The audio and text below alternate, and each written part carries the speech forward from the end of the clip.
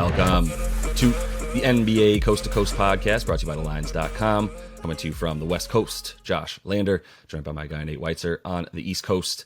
And we've got a Tuesday night slate here, 7 games to choose from. In this one, we're talking about why my New York Knicks, who continue to backslide, are taking on the Cavs in New York. So we'll talk about that one. Got another game where we're talking about the Lakers and Clippers in LA and our player props. So make sure to like and subscribe to that page. Continue to follow along with us. Also want you to head to thelines.com. You can check out all of our great written content up there and use our odds finder tool as well, where we go ahead and give you all those odds available to you so you can choose and get the best juice back on all these bets you're making in the NBA this season. Nate, let's go ahead and get into this 7-game slate and then talk Cavs and Knicks.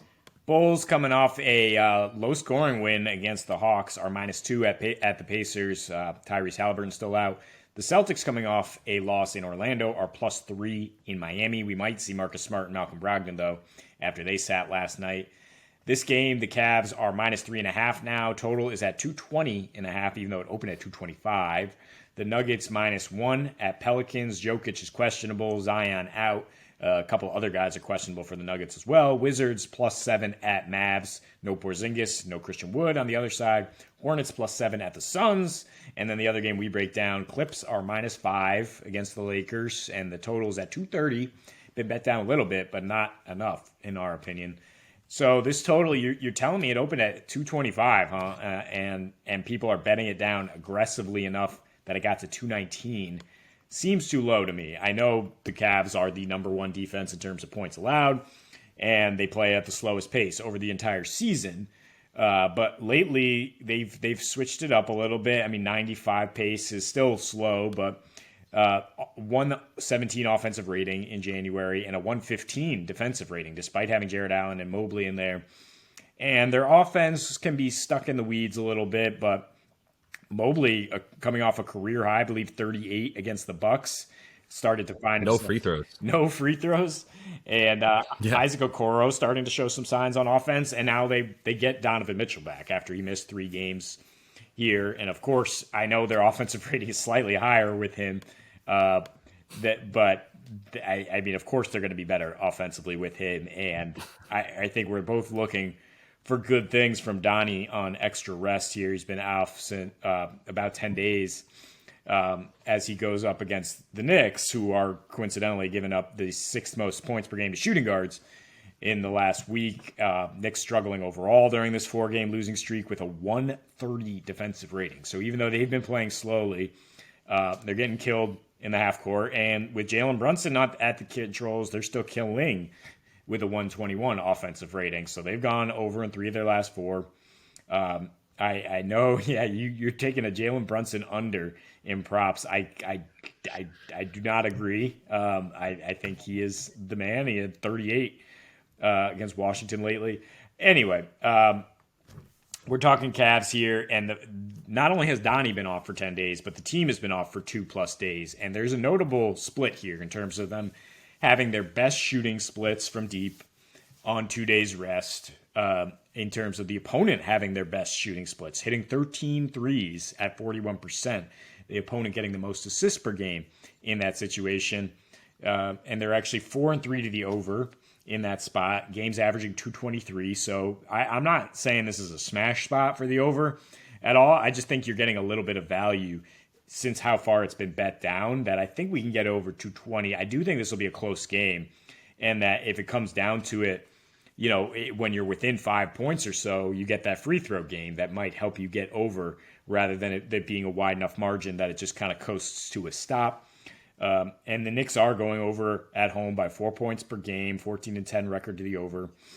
But I know you don't trust the Knicks as home dogs. You shouldn't. They're 1-5 straight up. And they're 7-14 against teams with winning records. This is their MO. They don't beat the top teams in the East, but they handle business against the poor teams. And I think the Cavs with Donnie Mitchell back, there's no doubt they're a top team, despite their struggles on the road at times. Yeah, I don't trust them. This is I don't know. This feels like a Tibbs thing, man. Ever since Tibbs got here, it's like 7-game win streak, 6-game lose streak, 4-game win streak, 3-game lose streak. Like, why can't we just put together like 3-game win streak, 3 out of 4, 3 out of 4, just went 3 out of 4, 3 out of 4, 2 out of 4. Like it's all like sliding, backsliding, and then going up. But like right now they're just in a clear backslide, and I mean it seems slightly correlated to Mitchell Robinson going out. He left in the middle of the game 3 games ago, and they also got hemorrhaged points the game before that as well, 4 games ago. So really, you look at the 4-game sample size, 3 of those games without Mitchell Robinson essentially, and that's that 130 defensive rating that you're talking about, and the way that they're giving up points. I mean, it's crazy because like I'm looking at other stats of other guys, and guys that are playing against the Knicks and teams that have been playing against the Knicks, and the way that they're getting stifled. The Knicks are out rebounding them. They're getting more second chance points. They're limiting second chance points, and now that is all a thing of the past because Isaiah Hartenstein is just kind of getting eaten alive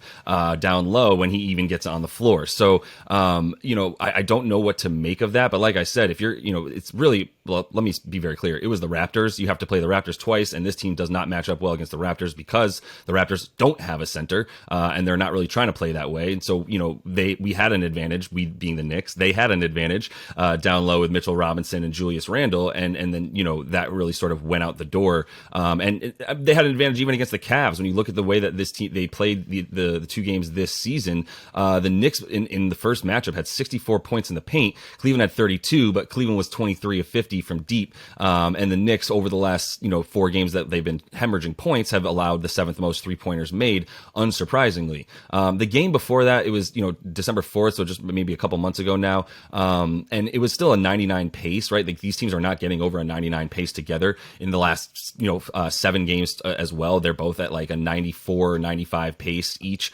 But in that first one, or excuse me, the second game they played a month ago, same concept where the Knicks, they won that one by 11, but that was only because the Cavs went 8 for 35 from deep. Sleepy Sunday but the Knicks still dominated. There it was yeah. Sunday basketball, weird, ugly stuff. Guys not wanting to be there and being hung over, maybe, in New York after going out on Broadway, whatever they're doing. 17 second chance points for the Knicks, 56 points in the paint, just dominating all over the place.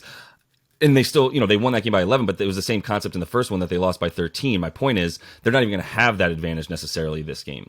You're going to have both Jared Allen and Evan Mobley as they, both been back for a while now playing together. And that's what you can expect from the Cavs, not giving up, a ton of rebounds, not giving up those second chance points. And that as a result, the Knicks, I don't know, maybe they're going to have to shoot a bunch more threes, and we'll see if they're able to do that. Obviously, like you said, that 121 rating, offensive rating over their last 4 has been helpful because you've seen a few more minutes for smaller guys. You've even seen Evan Fournier get back in there a few times, and at least provide some 3-point shooting, and that's what they're going to need. So I guess my thing too is like I don't really want to touch this total. I just really trust the Cavs in this situation a bit more, especially because when push comes to shove, I trust Donnie to do a lot more in this one than I do Jalen Brunson, who's my guy and my favorite Knick of all time, despite being only like tenured for the team for like 50 games. But my point is like in this one, for him, it's a bad matchup. It's something that it's basically since he's been on the Knicks in the 2 games, he's struggled mightily. But even when he was on Dallas,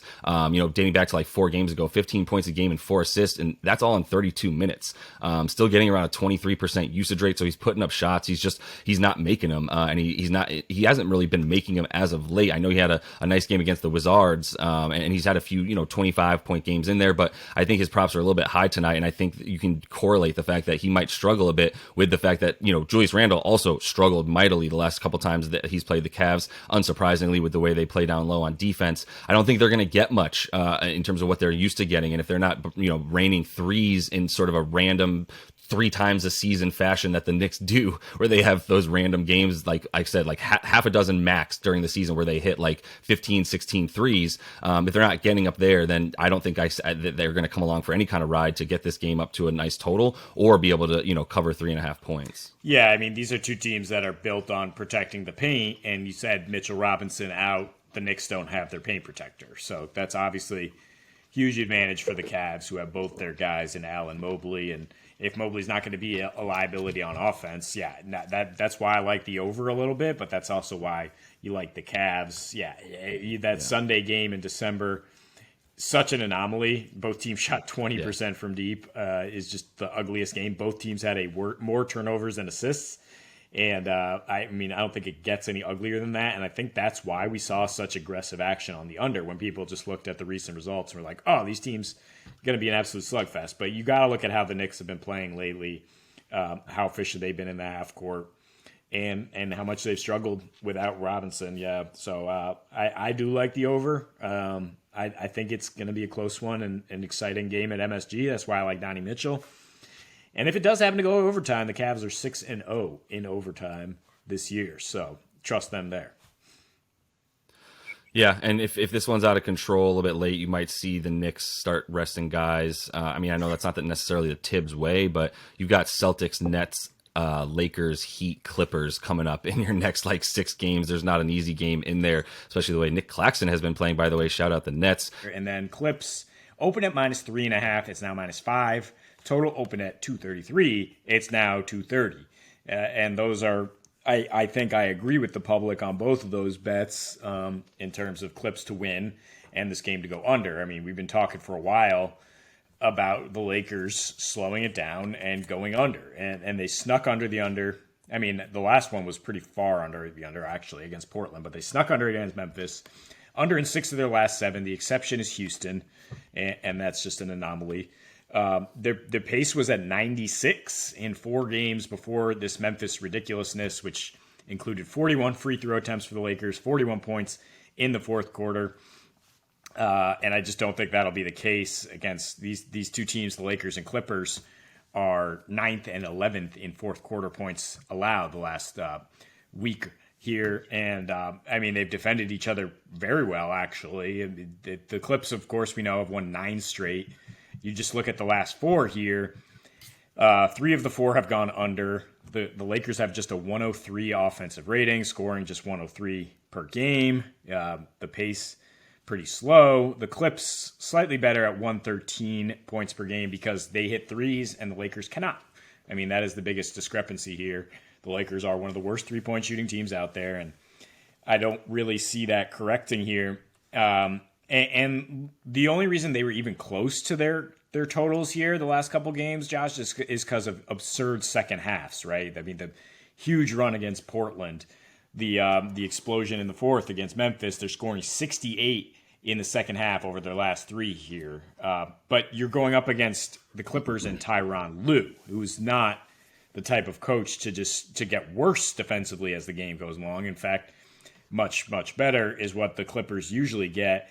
And he seems to have a little bit of a recipe for defending LeBron. I mean, it helps that you have great individual defenders in Kawhi and PG. Kawhi barely has played against the Lakers, but you go back before his injury, LeBron is getting 21 points per game with rough shooting splits, a 103 offensive rating in his last 6 against Kawhi.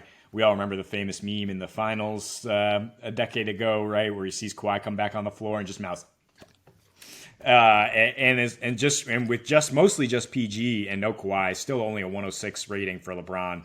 We know he's carrying the Lakers offense, and if he's not scoring down low, the Lakers are probably going to be struggling to score here. And on the other side, I mean, you do like the Clippers because the Lakers give up a ton of paint points, but they should have the rebounding advantage as well. Lakers have been awful on the boards lately. But you don't expect the Clippers to really win high-scoring games. We've talked a lot about their home-road splits. They scored just 106 at home, just a 110 offensive rating. And they've gone under in 16 of their last 19 at home. That's pretty much the entire season.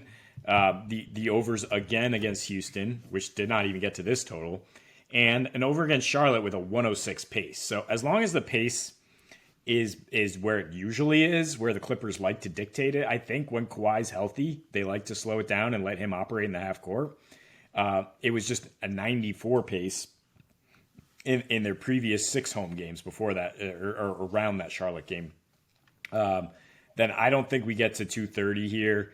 I know it's been bet down a little bit and might continue to get bet down, in which case I think you might want a teaser, or you can go to FanDuel where it freezes the line at 231 with the money line, and then the odds might just adjust a little bit. But otherwise, I think you're still getting plus 160 for Clippers to win with the under. Yeah, I think for this game, I'm just sticking with that. Well, I mean, I really do actually like the Clips a bit in this one. I think it's it's a good moment for them. And no matter what you do, you're still the little brother and the away team inside your own arena when you play the Lakers. So I think there's at least motivation for them and Kawhi and PG when they're playing together here. Yeah, then I think that you can expect them to take advantage of those moments, right? Like knowing that they're probably going to sit Kawhi another like 10 times before this season is out, whether he's injured or not, if it's a back-to-back or otherwise. So, the matchup itself, though, I do like the under, and that's kind of my preferred bet on this one, and the thing I will actually probably lay some money down on here, because one, I mean, look at the way that they've been playing each other already this season. And two, yeah, it's everything that kind of starts with the Lakers. I mean, the Clippers are going to clip. They're going to play at, a bottom 5 pace in the league. They're going to do their best to lock you up all over the wing. And then, from there, it's just a matter of getting defensive rebounds because they do limit points in the paint to a pretty decent amount, especially over the last few weeks or so. They've been in the top 5 in terms of limiting points in the paint. And that's where the Lakers are scoring all season. So if you get back against the Lakers, and you force them to set up a half court offense that is stagnant at times, mostly because there's no 3-point shooting, then you go ahead and get that total, because their efficiency in the fast break is really good, and their efficiency in the half court is really bad. So it's not surprising that they often play at this 104 pace, but they're down to, like you said, I mean, even in their last 7 games or so, where 6 of them have gone under, their pace is still at 100. So if they were the Clippers, we'd be saying they're playing all the way at 100, but they're the Lakers, so we're saying they're playing all the way down at 100. And with that lack of pace comes, a lot more half-court offense. There's no second chance points. The points in the paint really come from LeBron and Russ driving, and preferably driving in transition, as we know. And so, where's the offense coming from besides that? The second chance points have actually been a little bit better for them over the last couple of weeks, because Wenyen Gabriel has come in and actually been a pretty nice offensive rim attacker, if you will, a la sort of like a rim runner to a degree, but got a lot of strength as well. And then Thomas Bryant, when he's actually out there, has been really good for them as well. Slowed down a bit, but the point is, on those second chance points, for the Clips, that's also something else that they that they limit really well. And like I said, they do gobble up defensive rebounds at a super high rate, so that's why they're able to keep teams from getting up on those second chance points. So yeah, I think overall the way that this matchup works out, and what we've seen from these teams, even when they played, keeping it to below like 115 or 215 totals each time, mostly because of that slow pace, and obviously it's in the same arena every time, so we don't have to talk about splits of any kind in terms of home road. And I think we know what we're going to get in this building, and the one time that you've seen sort of an offensive explosion between these two teams, which was roughly like 3 matchups ago last season, that was just the Lakers were a different team entirely. Like Dwight Howard was starting in that game, so that was a different time for them, and I think at this point, what we know about what they've been playing like in the last 2 weeks is what we should expect now. They're that team, and I think 230 is way too high, and everyone's been on that with us, and I think you can get this down to like 228 before I start feeling uncomfortable about an under on it. Yeah, I mean, the Clippers are a completely different team. There's no Paul George or Kawhi in that game.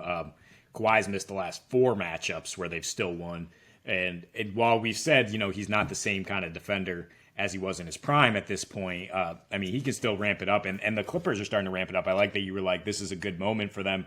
I mean, they are starting to at least respond to some of the noise that look, or just internally be like, look, we got to start trying here. Yeah. We've lost like 10 of 11, and we're going to fall into the play-in.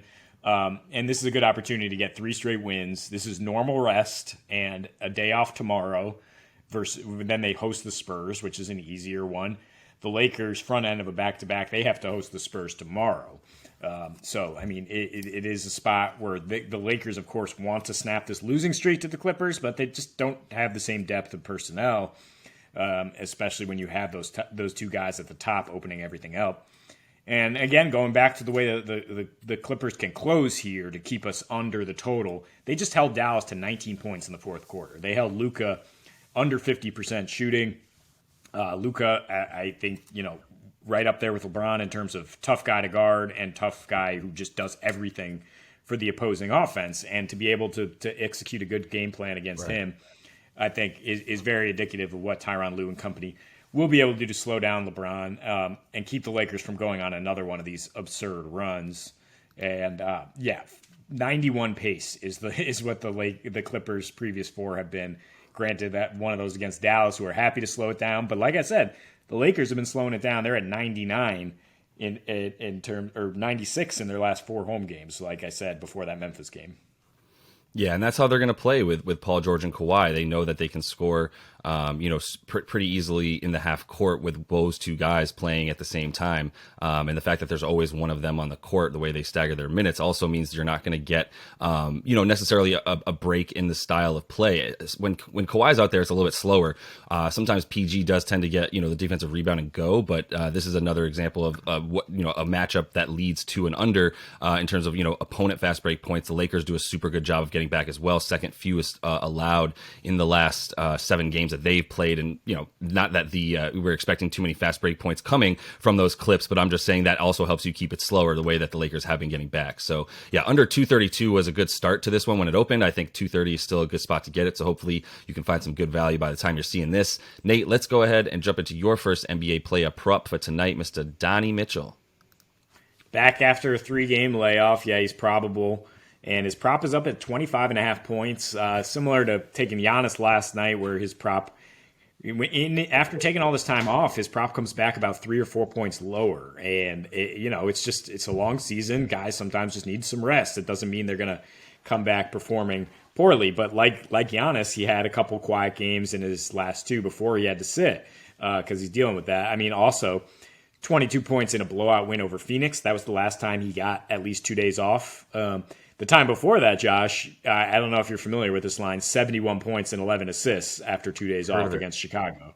Not saying he's going to go clean off, but he does average 32 and 7 assists in his last 4 against the Knicks on very good shooting splits with 34% usage.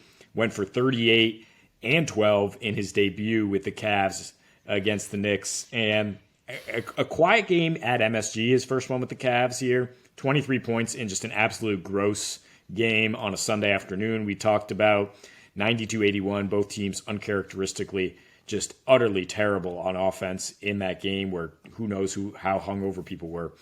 Right now, the Knicks are playing terrible defense, though, in this 4-game losing streak, a 131 defensive rating, no rim protection without Mitchell Robinson, and they're allowing the 6th most points to shooting guards in the last 7 days. So 25.5 points is too low, in my opinion. I think you can tack on the assists if you want as well, because Mitchell's going to be making plays all over the place against a struggling defense.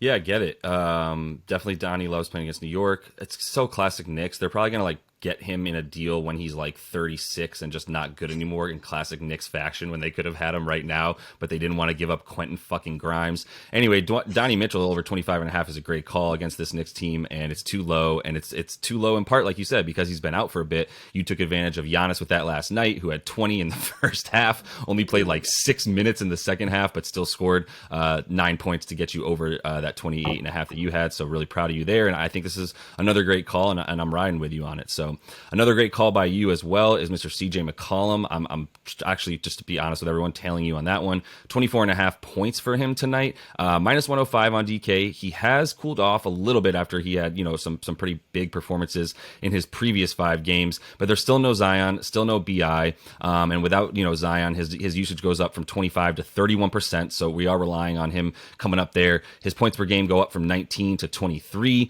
when Zion's not in this season. So, there's still plenty to like. In his last 5, though, he's also been, feeding Joval.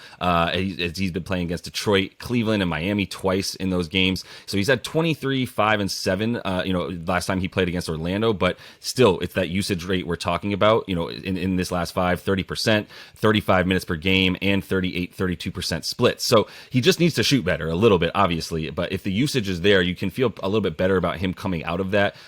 Denver, they're back at home. Denver's going to be on the road. So, New Orleans back at home, where Denver on the road, the 28th opponent effective field goal percentage. They are much better at defense and pretty much everything at home this season, as seems to be the case with most teams. And when CJ's at home, we're looking at about 22 a game, 6.5 assists, splits get back up to 44% from the field, but 44% from three as well, which is really what you hope for him, is that if he's hitting, 2-3 threes to add to that mid-range game, you can feel pretty good about him. And I don't think there's anyone that's really going to necessarily be able to lock him up as a solid matchup. He'll probably see a bunch of Kentavious Caldwell-Pope if he starts going off on guys like Jamal Murray's, but I still think he's able to get his points tonight at 25. Yeah, the key is the Pels are back home, 4 of the last 5 on the road in some really tough matchups, which is why, if we're going to do the mutual pat on the back thing, I loved your Wendell Carter pick last night, which smashed almost a double-double at halftime. It's the same idea. He had a rough 3 games. CJ's had a rough 5 games for sure. His splits have been way down. I'm looking mostly at the matchups, though, and the home road splits. And coming home against Denver, I think if Jokic plays tonight, 231, I think we're going over that. And CJ just has a monster usage. He's going to have to carry the Pels with no Zion and Najee Marshall out for what that's worth. But, he's obviously the number 1 option right now for the Pels. Going back to the well with White Wilt, Ivica Zubac, and he hit that double-double on Friday against the Spurs. We don't expect a ton of points in this Lakers-Clippers game, but I think there's still some good overs to take. I think Zubac gets to 11 points, which is only minus 105, or you can put the two together at 20.5 points, rebounds, at which point, why not just take a double-double? I guess there's a chance he only has 9 boards and 12 points, but that's plus 135, which is pretty good odds. He double-doubled in 3 of his last 4, and in 3 straight against the Lakers, I believe, 14 points, over 11 rebounds, also 3 blocks, playing 32 minutes per game. Anthony Davis was active in 2 of those. It's obviously an easier matchup, but still the Lakers are running out big lineups with either Thomas Bryant or Gabriel playing, and still they're giving up the 4th most paint points at home. So it should be pretty easy for the Clips to feed him down low. If you expect a bit of a slow start, again, for the Lakers defensively, Zubac tends to do a lot of his damage early when it's just kind of that quick start and you get him a few layups just to get the offense humming. So I do think he gets another double-double here, or at least gets you 11 points. Well, and I think the key is like, you're right about that, but he also doesn't play down the stretch on top of that. It's a little bit of the Kendrick Perkins on the Celtics back in the day kind of thing.